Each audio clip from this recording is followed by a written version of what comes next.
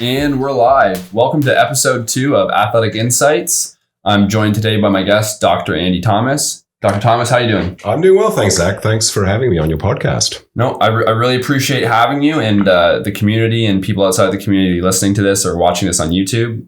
They're also going to really appreciate what you have to bring. I'm really grateful for your time. And having said that, why don't you just tell us a little bit about your academic background and where you are right now in your role in life working? So I trained originally at the University of Cape Town in South Africa, and my wife and I moved to Canada in 1989. I was involved in frontline primary care for almost 30 years and have subsequently moved into a variety of focused practices, which probably are best described as, integrative whole person medicine approaches. Mm-hmm. But it's pretty eclectic.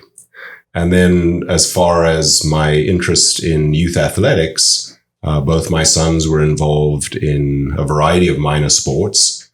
And I had the good fortune of being involved either as a trainer or at one time, I know it's difficult to believe, but as a coach of minor baseball, which for someone who played cricket as a youth was quite a stretch. But I feel that youth athletics has a lot to offer individuals with respect to their personal development, whether that is development towards a career in athletics or whether it is simply to contribute in a positive way to their overall health. Right. I couldn't agree more. One of the things I get a lot from parents on social media just reaching out to me is questions about youth performance anxiety, and that's something that I've mentioned to you before. Mm-hmm. Do you have any comments on what's going on right now with the increase in mental health issues with youth athletics and just the population in general? Well, I think that we're doing a better job of understanding that mental health is health, and we're not making those distinctions between other parts of health and mental health that we used to. So I think that there's a whole lot of things going on. And I think one of the things going on is the stigma around mental health is decreasing. Yes. And as a result, more people are coming forward acknowledging that, they may have some difficulties with compulsive behavior, addictions, anxiety, mood difficulties, body dysmorphia, and so on. Now, to your specific question about performance anxiety, I think that maybe is a little bit of a separate conversation, which is that if our brains are working well, we're going to experience some level of body experience when it comes to the effects of adrenaline on the system. Mm-hmm. And so I would make a distinction between that experience, which is perfectly normal, and anxiety, the disorder, which requires a different approach. Right. And I think that's what a lot of kids right now are struggling with. They don't know they don't have the tools, because they don't talk about it in elementary school, to determine is this something that I can manage as is right now with the current coping skills I have, or is this something that I'm going to need help with? And the longer that the kids or young adults choose to wait to make that decision, it seems that it becomes very clear fast whether you have the skills to cope or you don't. So would you have any advice for anyone, youth athletics or young adults kind of coming into their own, who are kind of not at terms with where they are mentally, and maybe they don't want to come forward yet, but as you and me both agree, talking about it in general? Well, I think that one of the things that's very helpful is that I think we are talking more about becoming emotionally and socially intelligent.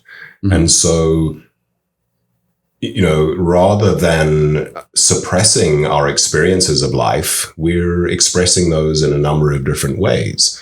And as a result, it is uncommon to find somebody who is not able to express what they're experiencing emotionally. Okay. And I think that when people are able to express what they're experiencing emotionally, and that's the full range of emotions. It's not just the difficult emotions. It's also those emotions like exhilaration and joy and happiness. That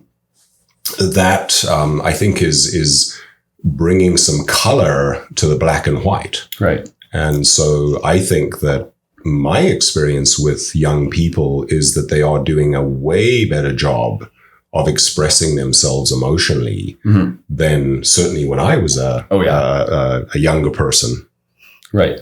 One thing that I find interesting is that one thing that youth sports, especially male youth sports, doesn't do well that we need to improve on is it teaches young men to internalize everything. And for the first time in my life, I played on a football team my last year at Bishops. It was my second last season. It was supposed to be, but I ended up not playing my last year. So it ended up being my final year. And at the end of the year, we had a new coach on his first off season with us. And he brought us all into a big room and he gave us the floor, which no one has ever done for me personally, any team I've been on. And they basically said, after this meeting, 2018 is done, say what you need to say. And for a lot of us, we had never been asked, like, how do you feel? Like, what do you feel personally towards our team's struggles? Yep. And about 30 of us spoke and 10 of us cried, like myself included. Like it's a lot to address 90 other men when you're all alpha males and talk about the frustrations you had. Like, my points might not have gotten across the best, but at least everyone in that room, we all knew that we were being genuine with each other and we were opening up to each other. And that, as a 23 or 24-year-old man, that was the first time I ever let myself be vulnerable in front of other people to that extent, which I think it did a lot for me personally growing up. And I think youth sports needs to do a better job with that in terms of making young men and women understand that it's okay to talk about how you're feeling, especially if you have a tight-knit culture, which is important with youth athletics. I couldn't agree with you more. And I think that once again, this is the emotional intelligence and the social intelligence that I was referring to. And I think that probably one of my biggest learnings in the last couple of years has been to adopt a both-and approach to many things.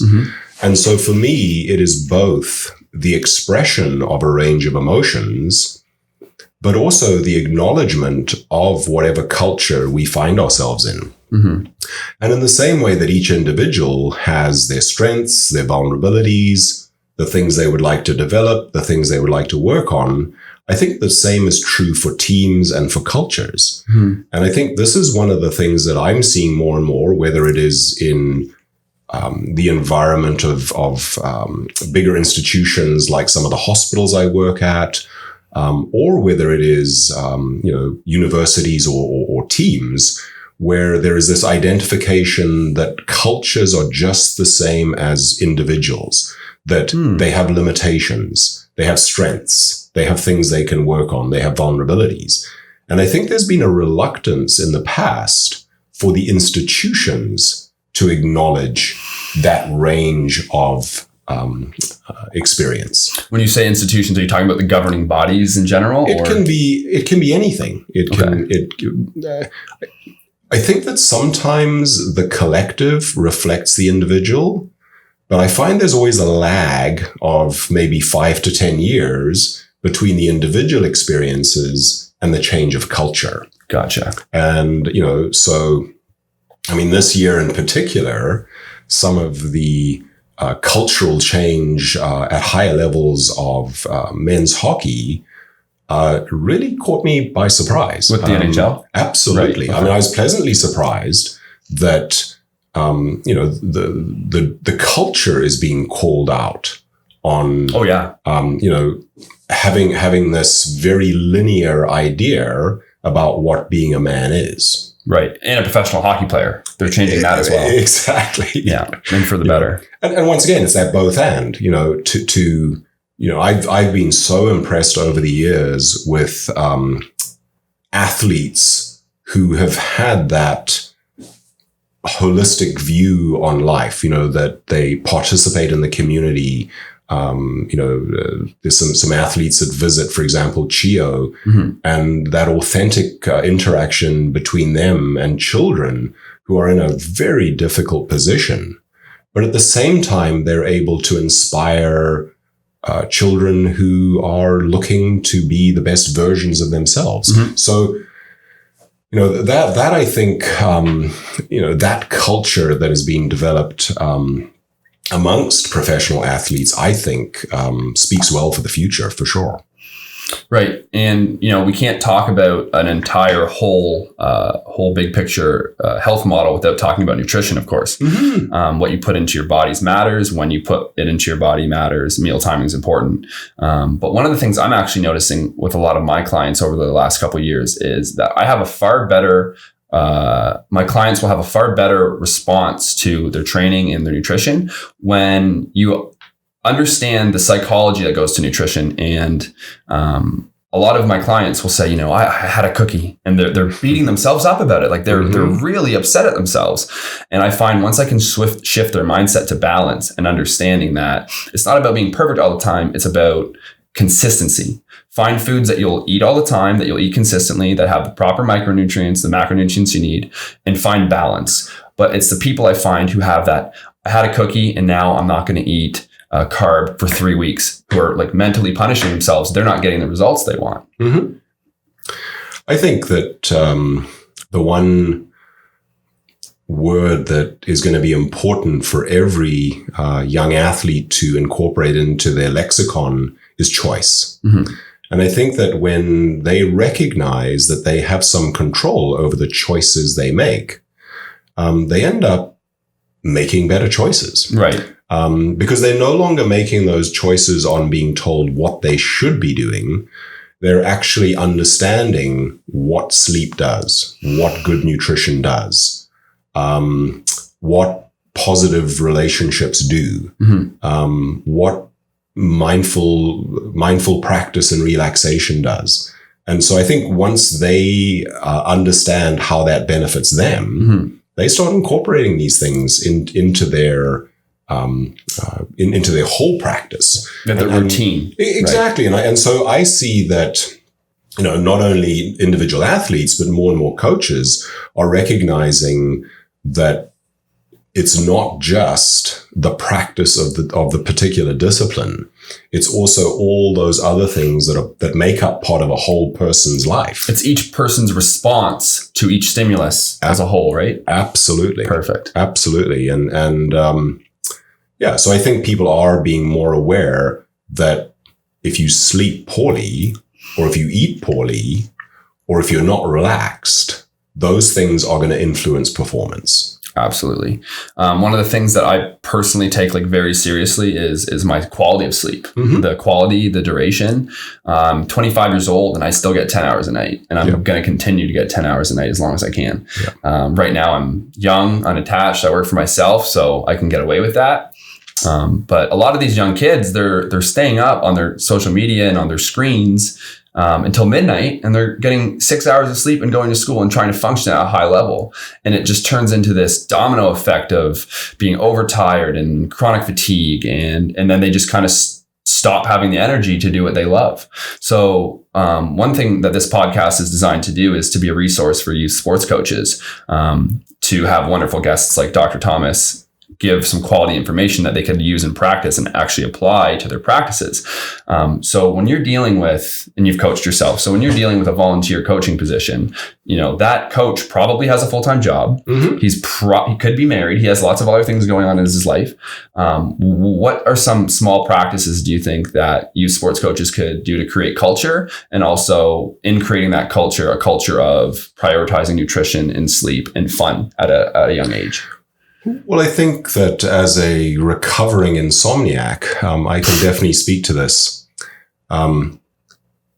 It is important to focus on that time between shutting down the day and the sleep itself. I think that is important. But I think one of the areas that is not looked at nearly enough is what we do during the day. And I think that during the day, if people can learn to be aware and mindful of their experiences, and to process those experiences in real time. So for some people, they have a meditation practice. For some people, they have a breathwork practice. Mm-hmm. For some people, they like to journal. For other folk, they really do a good job of interacting and communicating with their peers, whether that's via texting or on a one-on-one basis. Right. I think when the locker room is working at its best, that can be a time where you can build some very, very positive culture. It's also a time where you can build a lot of negative culture. Right. Complacency. So when you get a group of people together, there is a tremendous opportunity to look for those moments where you can build culture. Right. And I think that what I've learned over the years, I used to be one of those lecturers. And what I found is it really doesn't work. I think what works is to look for those teachable moments, to look for those moments where it may be about bullying. It may be about letting go. It may be about relaxation. Right. And when those things come up, that becomes that opportunity to have a conversation about it, rather than to sort of force things on young people who really, they're only going to get it when it's pertinent to their experience. Right. Yeah. So when it's when it seems contrived and forced and I don't exactly know what the exact expression is. I think there's a place to have a process and a program, but I think there's also a really good opportunity for those spontaneous opportunities that come out of losing a game, winning a game. Yeah. Making off-color remarks about a situation. Those are those moments where there's the opportunity to have that conversation. Another thing I really wanted to get your take on today was concussions. There is so much information out there, and there seems to be this new paradigm that's shifting to. There's the people who maybe have read a little bit of the older science that believe in don't do anything, stay in your bed, keep the lights off, isolate yourself, be quiet. And then there's this new science that's coming out that I went to school for and that I've been reading, and I had the opportunity to look at it, come to my own opinion, that's showing that light exercise, so being slightly social, back to like the biopsychosocial model we were talking about before we started recording, is showing better results. They're recovering quicker. They're not having long-term effects. And I really just want to get your take on it, on the current paradigm, on what side you kind of. Well, I would agree with you that all decisions about, management of concussions and post-concussion syndrome need to be made on the basis of current science. And all my learning on this matter has come from individuals who have made it their lifetime study. So, I think one of the things that is different between concussions in youth athletics and concussions in the wider world is what else comes with that head injury experience. Okay. So, for example, a lot of young people are doing something they love. Right. And so they are very eager to do anything possible to get back to back to activity. For other individuals who experience head trauma, it could be in a motor vehicle accident. It could be in a situation where they were not in the wrong. Right. And so there's all kinds of other factors that come into their recovery and recuperation. Right. That are a little more complex. But I think that for those individuals who are eager to get back to their what they're passionate about, I would agree with you that this modern science that looks at how we can safely get people back to activity makes more sense. Right. And it's a frustrating topic right now. There's a few kids in this specific community who are dealing with concussions, and their parents have reached out to me like, do you have any advice? Dr. X says this, Dr. Y says that. And then I give them what I believe in my heart is the best advice I have, given the studies that I read 6 months ago, right? I don't pretend to keep up to everything all the time. And I give them my information, and it doesn't fit the model that they believe in. So it's kind of almost breaking my heart that these kids are just sitting in a black room with their cell phone, with their Netflix, with all this blue light exposure, right? And their parents are wondering, well, why they're not getting better. Well, they're not getting better because the environment you're putting your child in is a prison. Mm-hmm. They're in a black room where the walls are probably white. I don't know what your house looks like, but people at home, you probably have your kids in white rooms or eggshell. Yeah. And you wonder why your kid's not getting better. Well, take your child on a walk, try to make them laugh, cook their favorite meal. Like, it's what Dr. Thomas has been talking about, which I couldn't agree more with, is that wholesome, that holistic approach to health and wellness. And that directly relates to recovery as well. Absolutely. And I think that, when it comes to, recovery from concussions, there's a lot of good information out there, and people don't need to feel isolated, and without any resources, because there's a great amount of information about using sleep, using gentle movement, using socialization, using nutrition and certain types of supplementation to improve people's outcomes after the concussion experience. I think the other thing that you mentioned, which is so important, is that one of my biggest roles is to help individuals of all ages to trust their experience. It's that trust your gut. And so when it comes to recovering from anything, including concussions, I think it's that whole thing of, if you're experiencing certain symptoms, trust that. Right. Use that as your guide. Mm-hmm. Rather than using some external reference as your guide. And like Google. Well, like Google, or like you should and shouldn't do this, that, or the next thing. Because once people get to trust what they're experiencing, then they can move to that position of interpreting it in a way that is helpful. You were talking about performance anxiety. I see anxiety as being a medical condition, as being the end result of an interpretation of experiences, and also of an experience itself. And, when people have that experience of their heart beating in their chest, of their breathing becoming a little more rapid, of muscles becoming tight, they can misinterpret that as, I'm not going to be able to handle this situation. Right. Whereas once they start to trust their body, they're able to say, well, yeah, this is normal. This is the reason why I'm experiencing these physiological effects. It's because this is really exciting, or this is a really important game, or I'm worried that I'm going to let down my teammates. And once we start acknowledging those normal experiences, then the interpretation of those experiences doesn't result in faulty thinking and subsequent anxiety. I think that's a great point. I think humans have a tendency to want things to be more complicated than they seem. Some things are simple. Some things aren't. Some health conditions are very difficult to diagnose, but some things tend to be more simple than people want them to be, right? Absolutely. And I think that sometimes complexity is reality, but sometimes we can use sort of complexity as a way of diverting from reality. Right.